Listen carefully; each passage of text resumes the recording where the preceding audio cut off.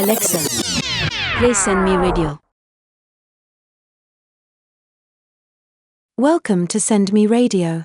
Acts 8 marks a pivotal shift in the early Christian movement. Jesus' mandate in Acts 1 verse 8 to spread the gospel from Jerusalem to the ends of the earth begins to unfold. This chapter details persecution, divine intervention, and the breaking of cultural barriers, all contributing to the gospel's expansion. The narrative opens with intense persecution following Stephen's stoning. Saul, a zealous Pharisee, actively participated in this persecution, leading to the scattering of believers throughout Judea and Samaria, excluding the apostles. Stephen's martyrdom ignited a wave of hostility. Roman Judea, under Roman rule, allowed Jewish authorities like the Sanhedrin to suppress perceived threats to their religious order. Saul's role aligns with the historical reality of religious zealots acting against perceived heretics. Evidence of increased hostility towards certain Jewish sects is supported by the Dead Sea Scrolls, displaying the tense religious environment. Archaeological data, such as burial sites in the Kidron Valley, reflect the potential for believers to be executed or forced to flee.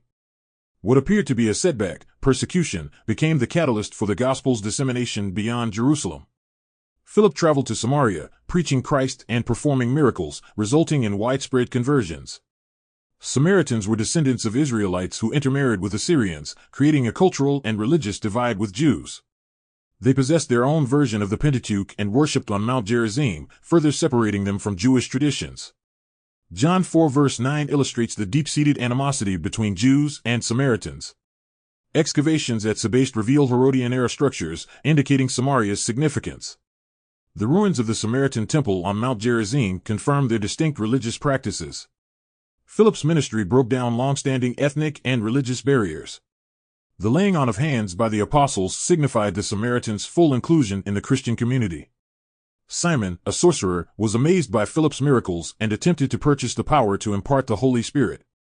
Magic and sorcery were prevalent in the Greco-Roman world, often associated with Gnostic beliefs. Simon's attempt to buy spiritual power led to the term simony, referring to the purchase of church offices. Ancient Roman magical amulets, inscriptions, and curse tablets that have been found prove the use of magic in that time period. Justin Martyr, a 2nd-century writer, wrote of Simon being the founder of a Gnostic sect. God's power is not for sale. True faith is rooted in submission, not control. Philip was divinely guided to meet an Ethiopian eunuch, a high-ranking official, returning from Jerusalem. The Kingdom of Meroe was a wealthy African kingdom with established trade routes to Egypt and Rome. Candace was a title for Ethiopian queen mothers who held significant power. Eunuchs often held positions of high authority in royal courts. Sudanese inscriptions confirm the rule of Candide queens in Meroe. A 1st-century AD Roman road linked Egypt to Nubia, facilitating the eunuch's travel. This encounter marked the gospel's entry into Africa. The eunuch's reading of Isaiah 53 suggests he was a Jewish proselyte. Philip was instructed to go to the road leading to Gaza, described as desert. Gaza was an ancient Philistine city and a major Roman trade hub, strategically located on trade routes. The road to Gaza was a significant, though less traveled, desert route.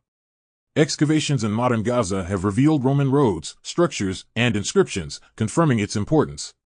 Greek and Roman historians like Strabo and Josephus documented Gaza's importance. God orchestrated Philip's encounter in a remote location, demonstrating divine sovereignty.